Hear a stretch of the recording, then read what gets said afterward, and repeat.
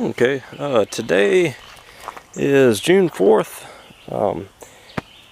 Today is Monday, and the trash runs on Monday. So people usually put out trash. So this is going to be a video that's a little bit different than what I normally make. This isn't going to be a storage video or anything like that. This is what I found trash picking.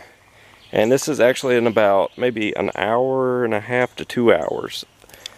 So there's bed rails, a little bit of scrap metal. This washing machine came from a different day. I found it on the side of the road from a different day, and some of this metal came from a different dumpster that I found. So, but usually at the beginning of the month, people get evicted. They don't pay the rent, and the maintenance people, they're in such a hurry to get all the stuff out of the apartment that the people left, that they just chunk everything. So you kind of have to dig through bags, you have to look through suitcases and stuff like that, but you can find some good items. I normally sell modems and receivers, so I was hoping this box had one in it, but it doesn't. Just got little arts and crafts stuff, but that'll sell at the flea market. The one house in a neighborhood that I drove through, it had a whole bunch of trash sitting out front. So all I saw were these old dusty little cases. And I said, well, I could probably sell those, And I opened them up. Every last one of them had a Sony. I'm not sure if these are worth anything. They look old. I might be able to get $5 a piece on them. I'm not sure.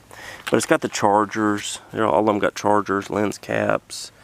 They're all identical. Maybe I can bundle them all together and sell them on eBay. If not, I can bring them up to the flea market and sell them. So maybe I can get $5 a piece on them. We'll see. Next up, this little container thing here. I thought it was kind of cool. It's tore. I didn't see that until after I got it, but I'm gonna use it today. I've found a ton of shoes. And I kind of hand-picked the shoes. Most of these are good, not torn. There's little bookends, little decorative bears.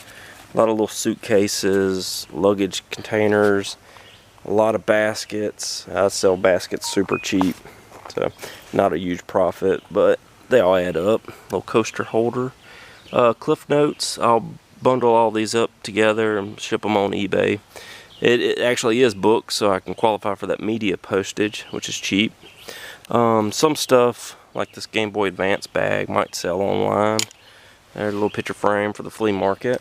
Little vases. This little tote was full of just miscellaneous metal. Some of it's heavy, some of it's not. There was a battery I found sticking out of a not a dumpster, but a old tote that was broken. I barely saw it, but you can take batteries to Jackson, Mississippi, and sell them. They usually give you about 6 or 7 a battery. Some little hand tools. I'll probably just scrap those since they're all rusty. Let's see, next up, decorative pillows. There's a whole stack of those.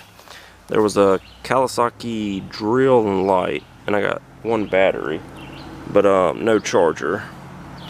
I got this for a friend of mine that does computer stuff, so I'll list that and sell. I mean, not sell, but I'll give it to him.